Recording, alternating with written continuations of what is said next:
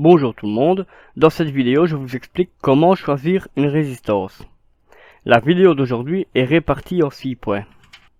Dans la première partie, nous verrons comment choisir une résistance quand il s'agit de traitement de signaux de faible amplitude. Dans la seconde partie, nous verrons les résistances utilisées en ce qui concerne la puissance. Dans la troisième partie, j'expliquerai comment choisir une résistance dans les montages à haute fréquence. Dans la cinquième partie, j'aborderai les circuits à haute tension. Dans la sixième partie, j'aborderai la précision. Et il y a une septième partie dans laquelle j'aborderai l'encombrement des résistances. Tout ce programme arrive directement après l'introduction de cette vidéo.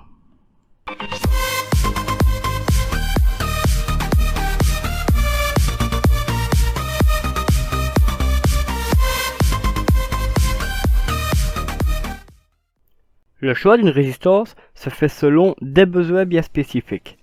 Dans la majorité des cas, une résistance de 1/4 de watt ou 1 demi-watt suffit amplement. Dans d'autres cas, il faut la choisir le plus correctement possible selon les situations rencontrées. Les signaux de faible amplitude varient entre quelques microvolts et quelques millivolts. Pour simplifier le traitement de ceux-ci, il faut les amplifier afin d'avoir un signal entre quelques millivolts et quelques volts, ce qui permet d'obtenir une tension dans la plage d'alimentation des composants électroniques. Il y a cependant un bruit, autrement dit des parasites, générés par le circuit amplificateur lorsqu'il amplifie le signal.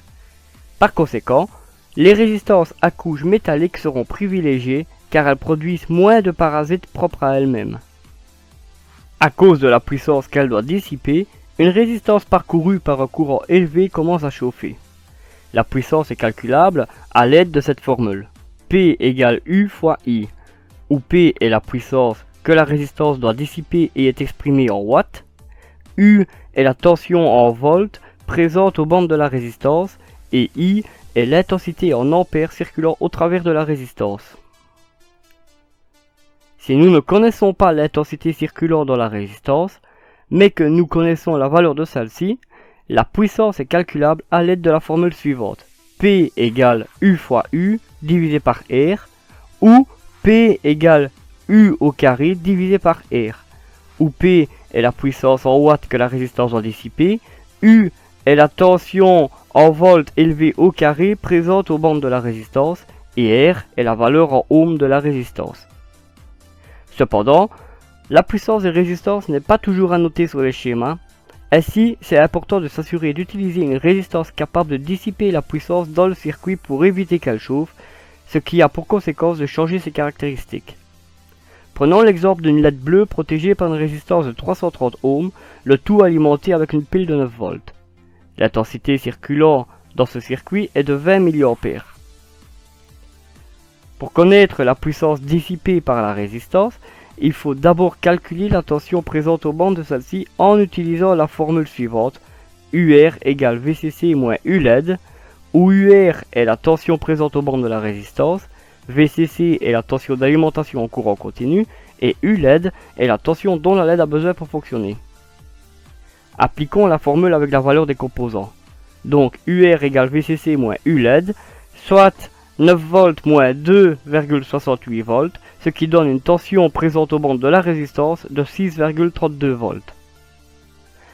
Appliquons maintenant la formule de la puissance. P égale U fois I, soit 6,32 volts fois 20 mA, ce qui donne une puissance dissipée par la résistance de 126 mW. Dans ce cas, une résistance de puissance 1/4 de watt ou 250 mW suffit amplement. Admettons à présent qu'on remplace la LED par un autre composant qui consommerait par exemple 100 mA et ayant besoin de la même tension pour fonctionner en gardant la même résistance. Donc on reprend la formule P égale U fois I, soit 6,32 volts fois 100 mA, ce qui donne une puissance dissipée par la résistance de 632 mW. La résistance se mettrait donc à chauffer car elle peut dissiper une puissance jusqu'à 250 mW. Dans ce cas, il faut utiliser une résistance capable de dissiper une puissance de 1 W. Concernant les montages à haute fréquence, il faut éviter les résistances qui agissent comme une self, entre autres comme une bobine. On les qualifie dans ce cas de résistance inductive. Par conséquent, on privilégiera les résistances à couche carbone. Ainsi, il ne faut pas utiliser des résistances bobinées qui agissent comme une self car elles sont constituées d'un conducteur enroulé autour d'un isolant. Cependant, il existe des résistances bobinées non inductives car elles sont constituées de deux conducteurs enroulés autour d'un isolant mais en sens inverse l'un de l'autre et reliés intérieurement en parallèle. Ainsi, l'effet inductif de ces résistances bobinées est presque entièrement annulé. Dans les circuits à haute tension, on peut trouver dans certains schémas des annotations précisant qu'il faut utiliser des résistances capables de supporter une certaine tension. Il faut impérativement choisir ce type de résistance. Le mieux est d'utiliser des résistances dont la tension nominale est supérieure à la tension dans le circuit. À défaut d'en avoir, on peut relier des résistances en série. Par exemple, il faut une résistance de 1 kΩ capable de supporter 2000 volts. Si on n'en a pas, on peut raccorder en série 10 résistances de 100 ohms capables de supporter une tension de 250 volts. Reprenons le circuit avec la LED. Celle-ci est protégée par une résistance de 330 ohms et le circuit est alimenté en 9 volts. La résistance à relier à la LED est déterminée à l'aide de la formule suivante. R égale VCC moins U LED divisé par I. Après avoir appliqué cette formule, on trouve une valeur de résistance de 316 ohms. Par conséquent, il faut choisir une valeur normalisée supérieure. Si nous utilisons des résistances ayant une tolérance de 5%, la valeur normalisée de la série E24 appartenant à cette tolérance est juste au-dessus de 316 ohms et 330 ohms. Mais que veut dire tolérance de 5%? Ce terme signifie que la valeur réelle de la résistance de 330 ohms à 5% est comprise entre 313,5 ohms et 346,5 ohms. On peut maintenant savoir l'intensité qui circule dans la LED via la formule suivante, I LED égale VCC moins U LED divisé par R. Appliquons cette formule avec la valeur minimale de la résistance de 330 ohms à 5%. I LED égale VCC moins U LED divisé par R, soit 9 volts moins 2,68 volts divisé par 315,5 ohms, ou 6,32 volts divisé par 315,5 ohms, ce qui donne une valeur de l'intensité circulaire dans la LED de 20 mA avec la valeur minimale de la résistance de 330 ohms à 5%. Calculons l'intensité avec la valeur maximale de la résistance de 330 ohms à 5%.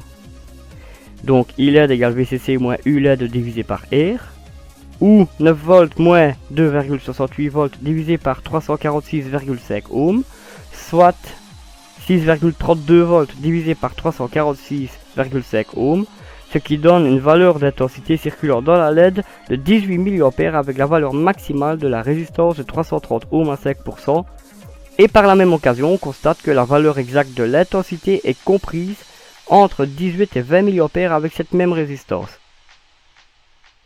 Si vous utilisez des résistances ayant une tolérance de 1%, la valeur normalisée de la série E96 appartenant à cette tolérance est juste au-dessus de 316 ohms et de 324 ohms.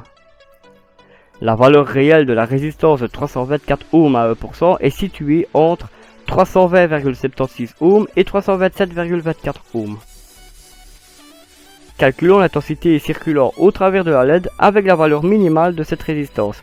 Donc I LED égale VCC moins U LED divisé par R, ou 9 volts moins 2,68 volts divisé par 320,76 ohms, soit 6,32 volts divisé par 320,76 ohms, ce qui donne une valeur de l'intensité circulaire dans la LED de 19 mA avec la valeur minimale de la résistance de 324 ohms à 1%.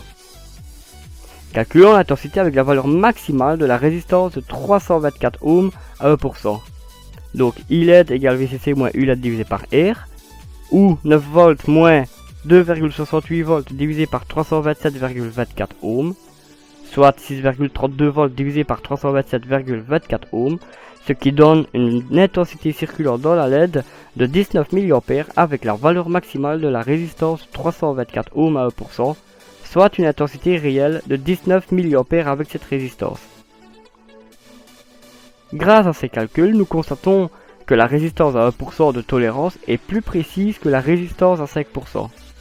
Quand il s'agit d'allumer une LED, la précision de la résistance n'est pas critique. Cependant, il y a certains circuits qui demandent des résistances de grande précision. Dans ce cas, on utilisera des résistances ayant une tolérance de soit 0,1%, soit 1%. Concernant l'encombrement, et s'il faut utiliser plusieurs résistances de même valeur, on peut utiliser des réseaux de résistance. Ceux-ci ressemblent à un circuit intégré avec qu'une rangée de broches. Cependant, si on ne trouve pas de réseau de résistance ayant la valeur normalisée que l'on a besoin, on peut placer les résistances verticalement. Nous arrivons au terme de cette vidéo. Dans celle-ci, on peut constater que le choix des résistances se fait selon certains critères. Concernant les explications, je me suis basé sur le site Sonelec Music qui est bien fourni en théorie sur les résistances. Un lien dirigeant vers le site est placé dans la description. Pour ce qui est de la suite, je vais aborder d'autres composants. En attendant, je vous souhaite de très bonnes expériences en électronique. A bientôt sur Proto Électronique.